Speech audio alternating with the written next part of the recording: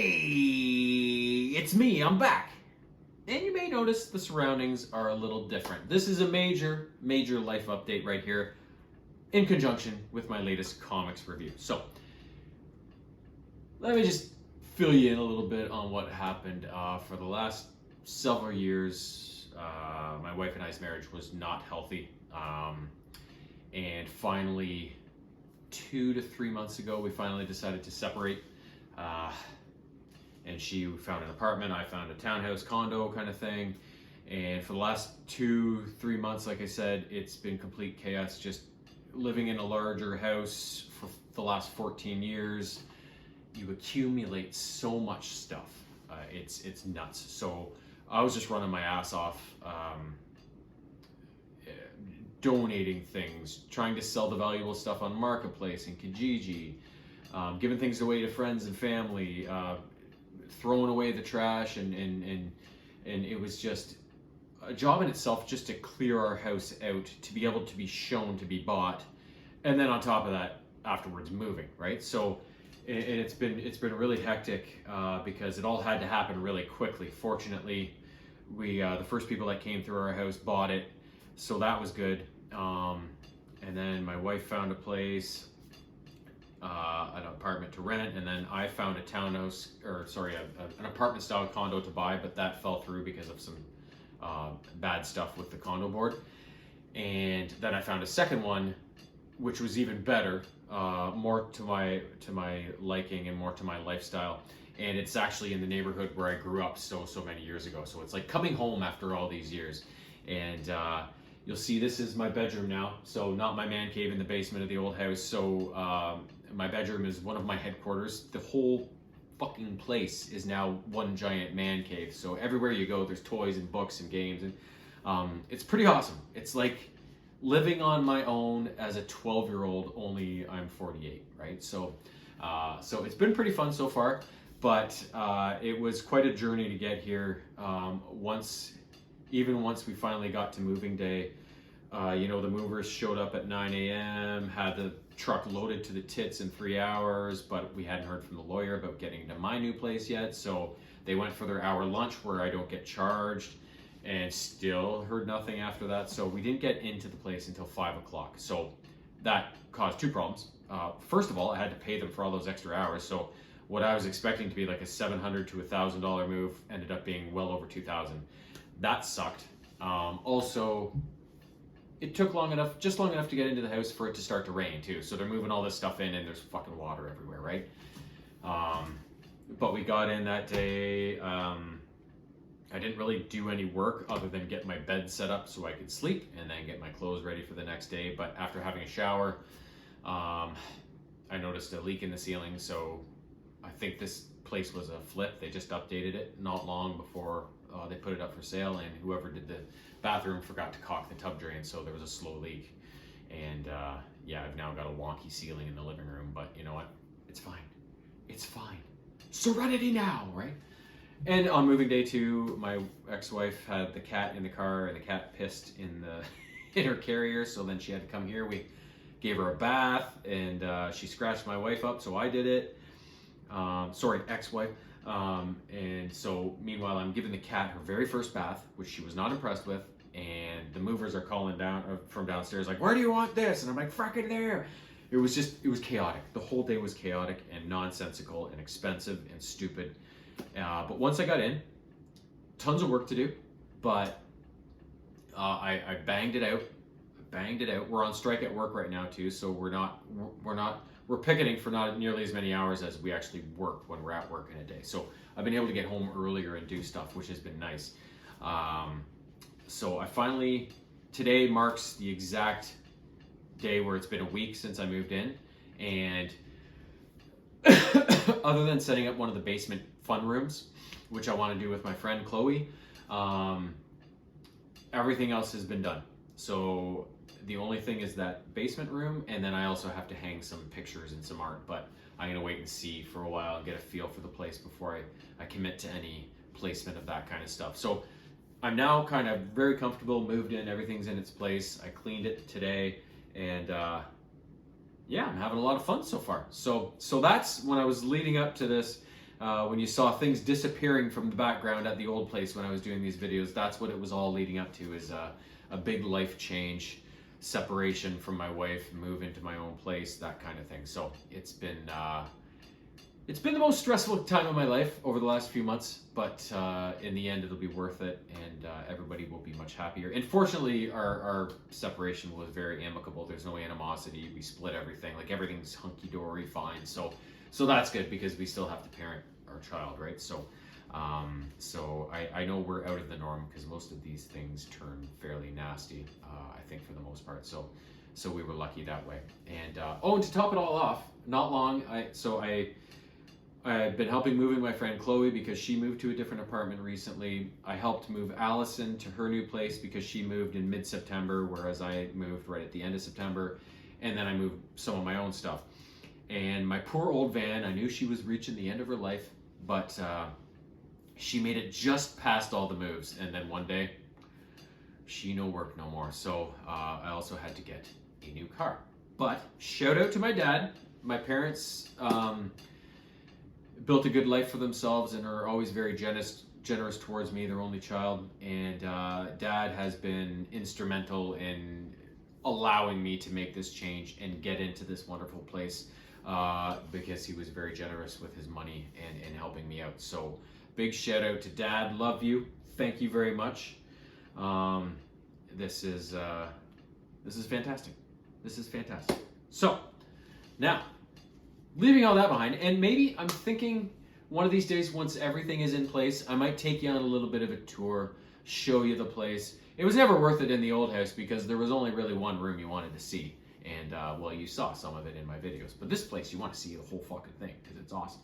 So maybe one day in the near future, once everything is in place, everything is done, I will take you on a guided tour of my giant man cave. So that leads us into my latest comics review. Now, it is October 7th, 8th, something like that. I don't even fucking know.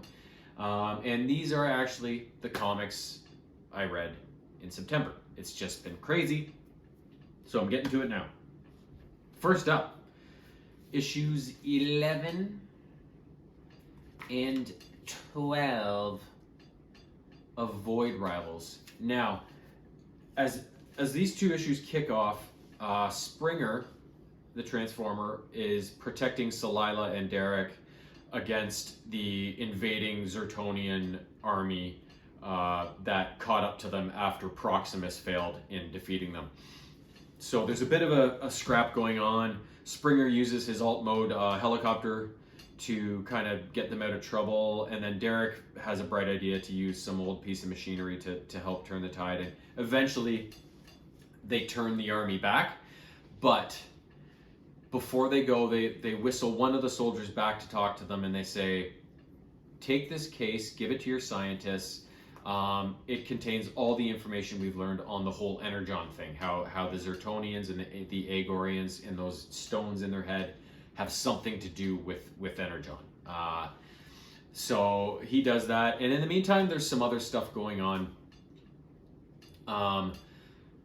Skuxoid, the little pig man that's kind of a bounty hunter, acquisitioner of things, talks to some guy, I forget his name, and this guy wants him to go find something on a planet.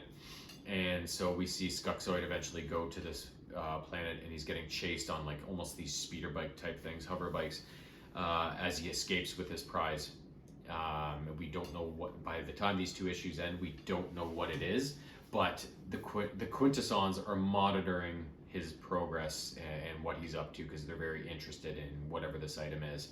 Also, Hot Rod is in space in a ship and trying to get to the planet that Skuxoid gave him intel on, where he found that Zertonian ship or whatever it was. So Hot Rod is on his way to that location, and when he pops out of hyperspace or whatever the fuck it is into this system, it happens to be the same system as the Quintessons, and they're like, ooh, track that ship. So we got a bunch of different things all coming to a head here. And so we also see, as the Zertonian army is retreating, that Proximus is missing some limbs, but he's still alive, and he digs himself out of the sand and attaches himself to one of the tanks. and it drags him back to whatever headquarters it is, where he goes into hiding, and some little kid who has recently lost his mother and is a cadet in the army or whatever it is approaches him, and he's very scared, and so they hunker down together, sort of thing. So in the end, Salila and Derek, Derek enlists Springer's help to get him to the border, the Agorian border or whatever, so he can get back to his homeland. Whereas Salila's like, this is where we part ways. I need to go do something on my own. This approaching unity that has been destined, that we are helping to try and bring about, I need to go in search of Zerta. I've heard her talking to me, and it's something I have to do on my own. So Derek gives her the Handroid device that he has, because he feels she'll need it more than he does, and she goes off on her way. But before they part, they kind of like, be safe, and they kind of bump heads together and hold each other. And the two stones coming together looks like it awakens something. It looks like it has eyes, but it looks like it's also machine. So it kind of reminds me of maybe a Unicron type thing. It doesn't look like Unicron, but something of that magnitude, something big, something evil sort of thing. So I could be wrong, but that's the vibe I get from the pages that those images were printed on. And what do you want, a big nice robot, or do you want a big evil robot that's going to cause more mayhem and cause more entertainment? Of course you want the evil guy, right? So that's kind of where we end off, with the Zertonians being repelled, but bringing the info on the Energon back to the Zertonians. Salila and Derek parting ways, Skuxoid and Hot Rod doing their different things, and whatever this thing is kind of awakening. So there's a whole lot of factors in play, and I can't wait to see how they all kind of interact. And I'm actually curious to see how many issues this series goes, because it's gone a lot longer than I thought it was going to. And I'm sure it can't be that many more issues, but I'm really curious to see how everything ties up in the end. So I can't wait for that. So, hey, maybe next month. Fingers crossed.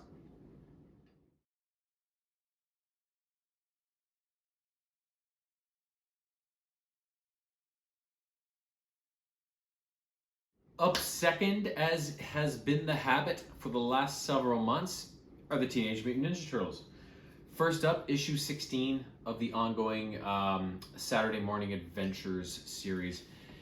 In this one, Hob, who leads this group of evil mutants called the Pantheon, if you remember from last time, had brainwashed the Turtles into helping him kind of take over the world.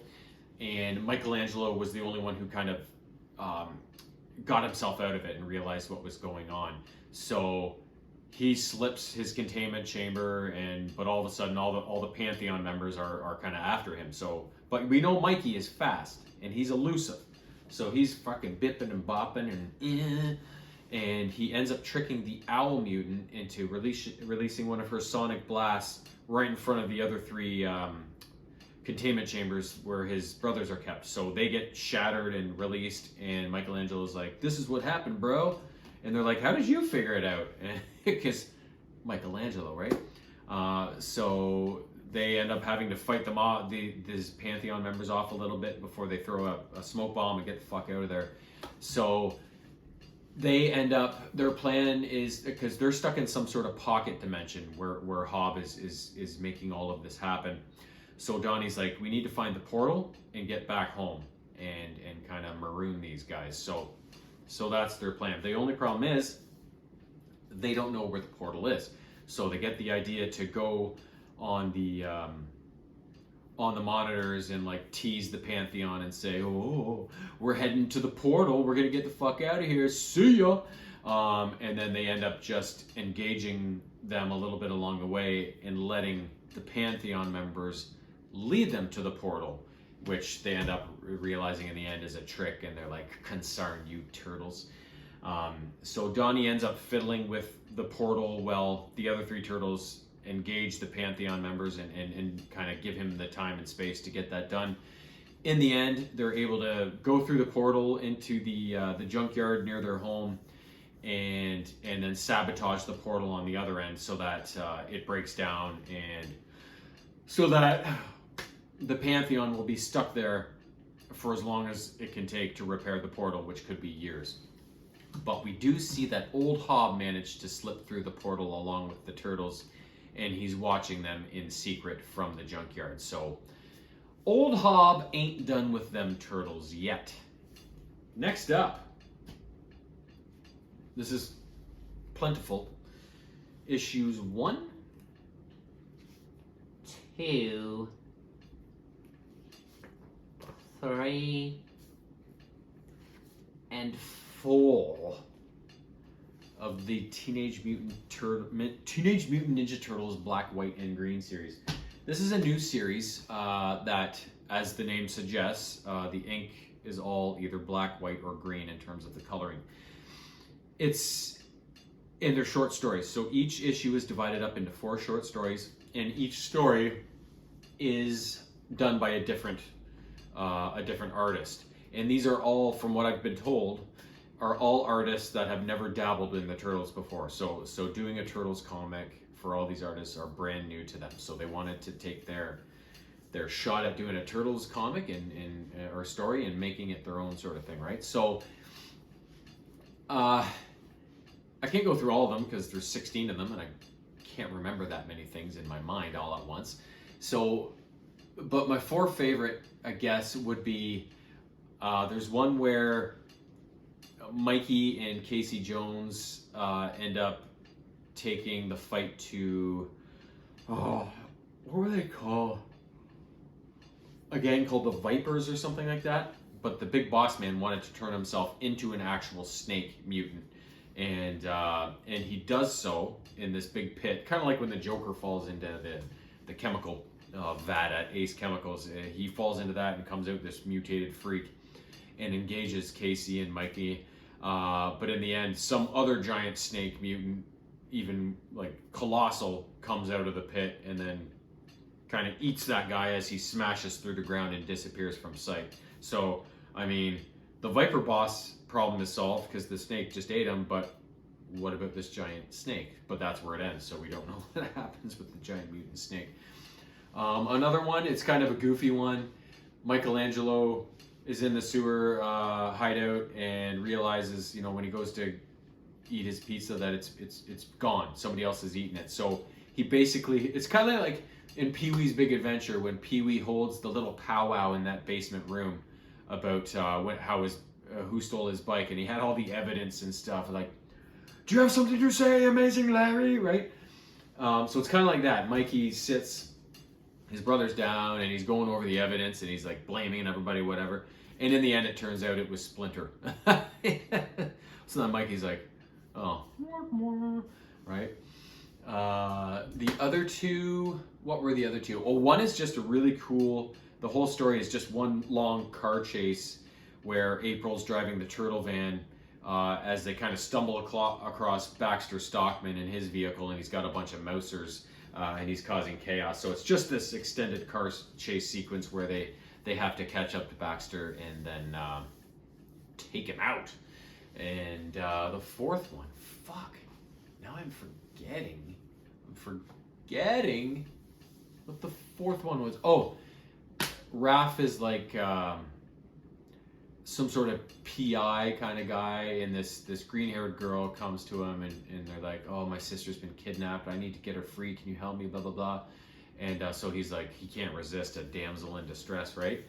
But he gets played. He goes through all this work only to really help this girl and her sister pull off a heist or some sort of nefarious activity. I can't remember what it is. So he gets tricked and he's pissed. But then Raph gets his just desserts on her in the end. So yeah, really cool idea. It's not my favorite Turtles series ever.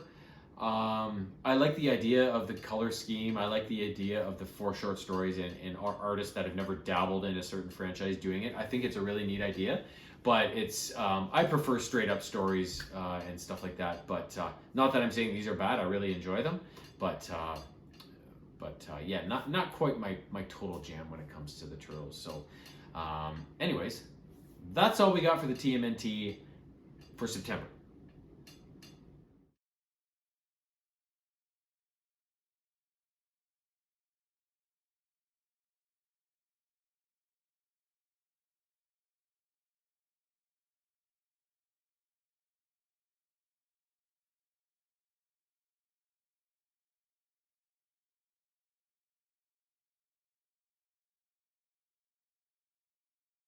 Alrighty, Rue. Next up, we have Transformers. Just 2 issues this time around.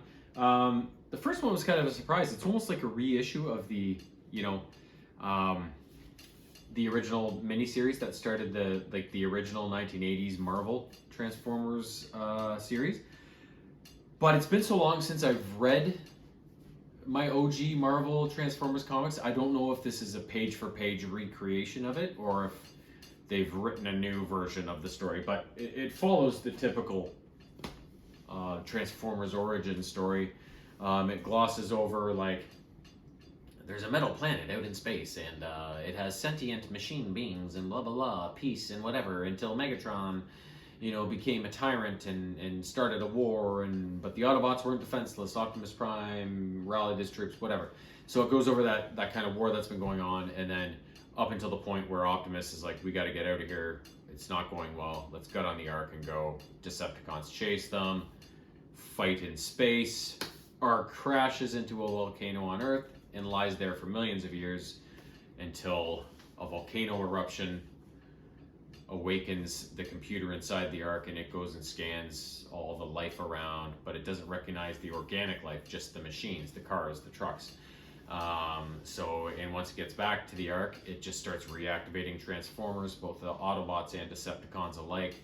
So hostilities are renewed, but the Decepticons realize they're low on energon and they just retreat to regroup, and the Autobots regroup inside the Ark and start reactivating their guys. So in the meantime, there's a kid named Buster whose dad is pissed at him because he doesn't want to become a mechanic like himself, and he's always studying at the library, all the books and stuff, and so we see a little cutscene there with the human component, and then later on, Buster and some friends are at a drive-in movie where the Autobots show up, and then the Decepticons follow, and a big fight ensues.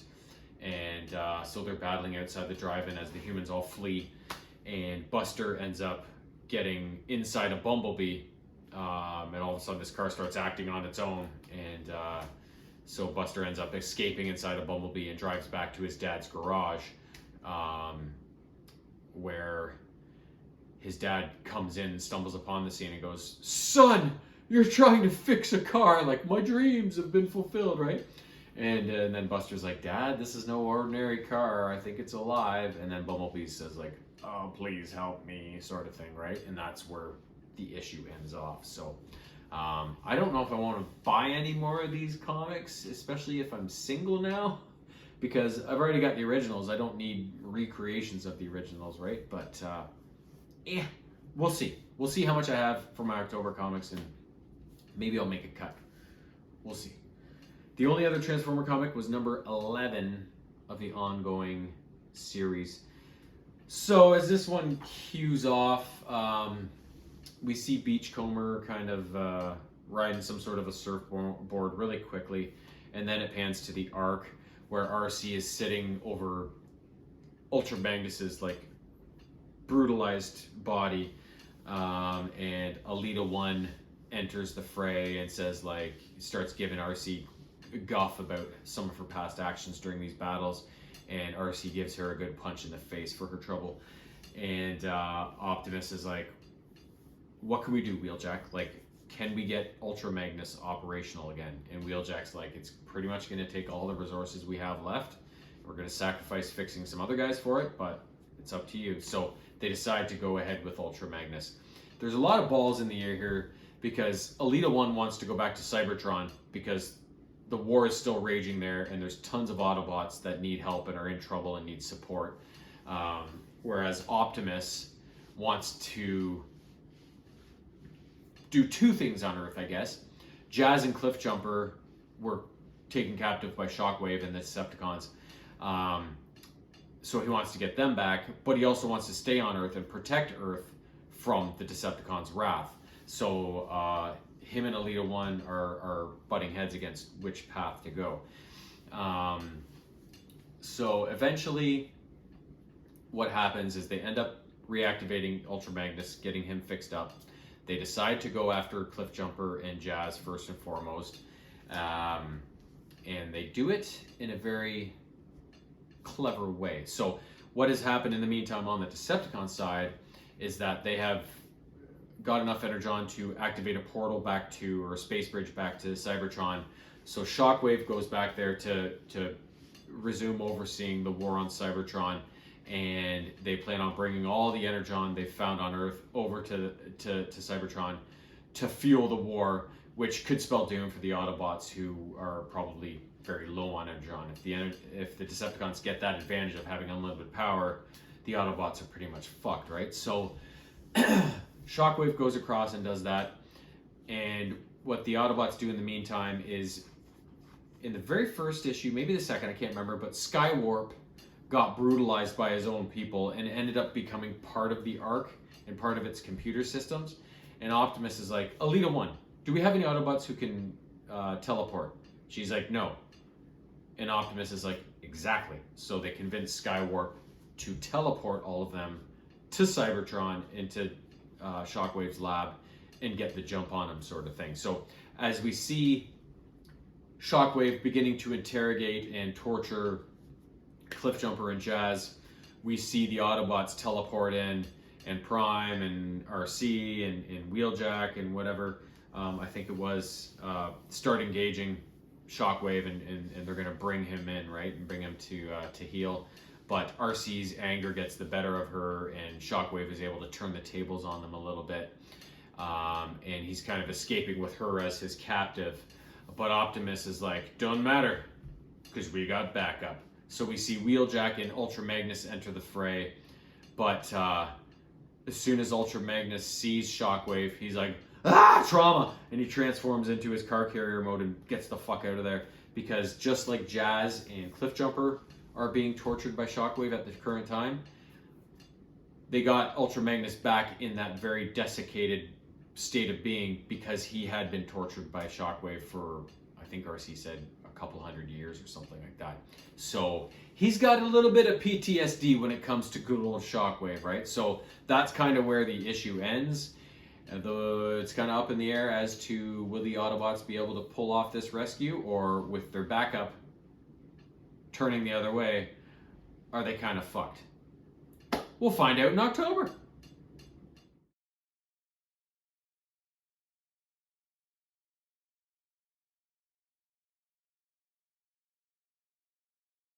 Last up, G.I. Joe. Let's get at her. We got issues 3 and 4 of the current Scarlet sub-series that's going on. So these two issues are fairly action-packed. We see Scarlet, Jinx, and Storm Shadow engage the plan they were talking about back at the Arashikage headquarters. So Scarlet is invading the second skyscraper of this organization's setup that they're after. They're trying to steal some sort of secret weapon from this group. I forget what they're called. But so Scarlet infiltrates the second building, and she does so. The building has this huge central aquarium. It's massive, and it's got sharks in it and stuff. So she enters through there to try and throw them off.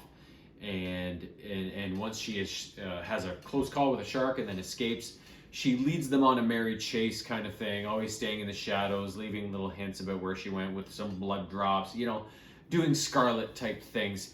And she has to engage very few of them as she manages to infiltrate the place and stay, like I said, in the shadows and out of sight. But eventually, just as she's about to reach the one of the power stations or something, one of the guys gets a drop on her, one of the better fighters from this group, and he does wound her a little bit in the side. But ultimately, she gets the drop on him, plants an explosive, and blows this power supply to smithereens, which is key for Jinx and Storm Shadow, because they're over in the third skyscraper where they believe the weapon to be hidden, and in order for them to access it, they needed the power supply in that building taken out, which happened to be located in the second building, which Scarlet has just taken care of. So Scarlet makes her way by one of those grappling gun cord things from the second building to the third, and reconnoiters with Jinx at first, and eventually Storm Shadow. But when she's with Jinx at the start, they talk about, oh, it's so great to see you, like, because they were old friends that roomed together and stuff like that. And the whole reason Scarlet went to the Arashikage was to get Jinx back, who was now working for them. So they reminisce about old times and whatever, and then begin discussing the current situation and link up with Storm Shadow. And Storm Shadow believes the weapon to be on a certain floor, and he goes after it while Jinx and Scarlet stay behind to continue their conversation about their situation and the current situation they're in. And eventually Scarlet figures it out. Oh no, the weapon would be on this floor because it makes sense because of these people's beliefs and heritage sort of thing. So Scarlet and Jinx head to that floor, and they do find the leaders of this group, and they do find the location of the weapon. They begin to engage them. They get a bit in over their heads and end up, Storm Shadow ends up coming in to help out, and they eventually dispatch everybody. And the weapon in question is called the Sword of, what was it called? The Sword of,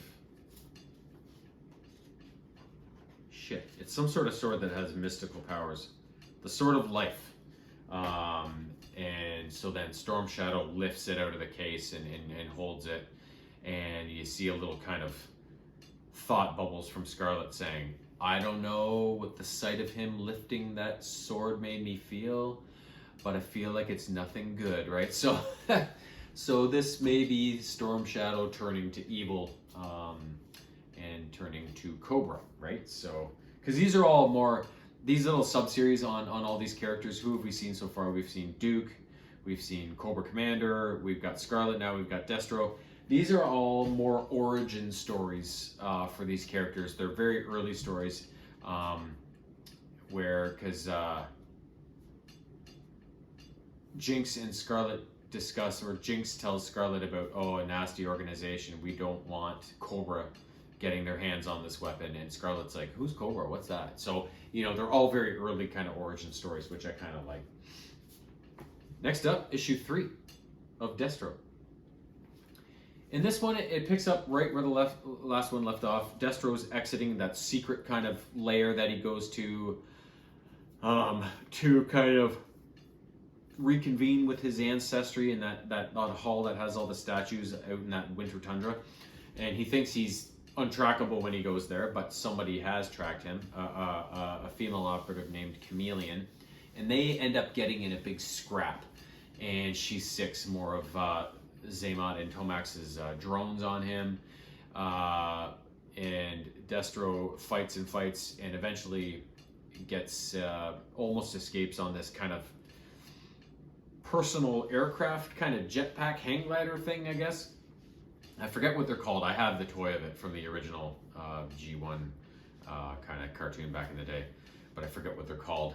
But it looks like he's going to escape, but this Chameleon chick is able to shoot him down, and he crashes in this fiery wreckage. And it goes into a kind of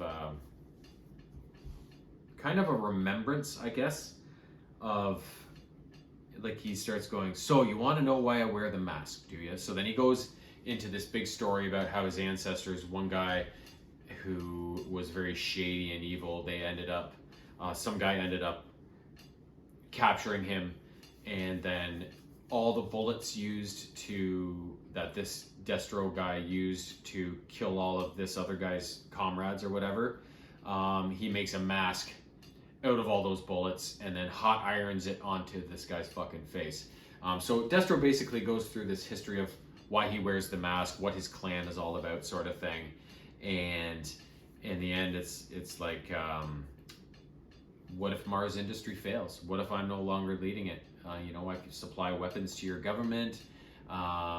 What happens if my organization falls into the hands of Cobra or some other evil? And so then he says, General Flag. So, and General Flag is like one of the highest up of the G.I. Joes.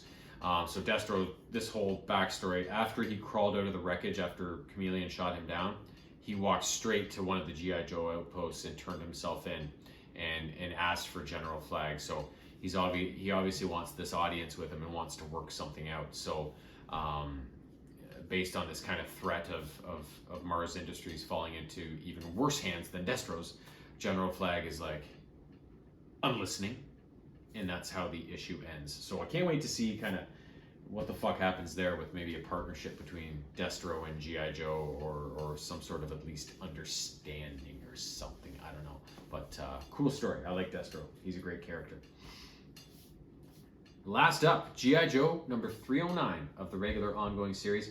So in this one, everything's taking place in Springfield. Serpentor has airdropped his cyborg mutants down on the town.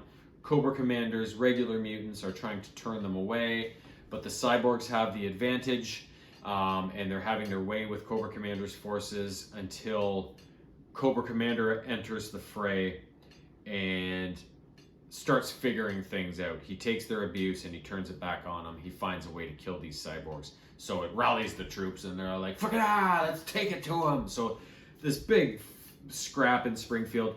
There's two other players in the mix. Zartan and Baroness and the rest of Zartan's dreadnoks enter the fray and cause their own bit of chaos within all of this mess. And of course, a G.I. Joe team is there, including Snake Eyes and stuff like that. And they're entering the fray and trying to dispatch as many of these baddies as possible. And in the meantime, on Cobra Island, the small G.I. Joe team there, I think maybe Muskrat's there, Agent Helix, a couple others, have taken Dr. Mindbender captive and are trying to exfiltrate the island. And meanwhile, as Cobra Commander's forces begin to rout Serpentor gets a report back and he's like, yeah, fuck it. He's like, I'm going there to do it myself, sort of thing. And Cobra Commander, in the meantime, we realize it's not actually Cobra Commander in the Cobra Commander armor that's leading this charge. He's back at headquarters and he's got some guy filling in for him that he wants to lead the charge. And so Cobra Commander finally issues the command like, okay, the battle is turning in our favor. Let's begin a tactical retreat and draw all them to us. And we're going to get them all into the local sports field where I believe they're going to unleash all sorts of hellfire and brimstone on them, right? And as for the G.I. Joe team, Dawn Moreno comes across the cop that killed her parents a few issues back, maybe. And Storm Shadow's like, Dawn, don't do it. It's going to take you down a dark path, as satisfying as it might be, right? So, and then I think in the end, if I remember correctly, the G.I. Joes kind of wonder, you know, Cobra Commander's forces had the advantage. Why the hell are they withdrawing all of a sudden? So they realize something is up and something's going on, and are probably going to figure it out, or else they'll all die. Fuck. Anyways, that is the comics review for September. Now you'll also see I'm wearing some new swag. Normally I wear just my blue generic ball hockey sweater, but we actually got team hoodies recently. And I fucking love this thing. I've been wearing it everywhere. I should probably wash it because I've had a lot of sweaty bike rides on it with my car being out of commission. So anyways, I thought I would just tell you about this. Next up, we're going to get toques. And I believe we're called the Friday Night Toques. I think on our logo on here, it should be the Friday Night Toques, just as a little bit of a funny something. But anyways, just thought I would mention that since I'm usually in a different sweater for these videos. But that is September's comics. We're already well into October, so I got to get down to my comic book store and get October's issues. I hope to do that this weekend. It's Thanksgiving. Hopefully I'll find a minute to get down there. But yeah, hopefully I'll be back soon enough with more comics to review. I hope you enjoy the video. I hope you enjoy the new surroundings. Can't wait to take you on a tour. I will see you soon. Peace!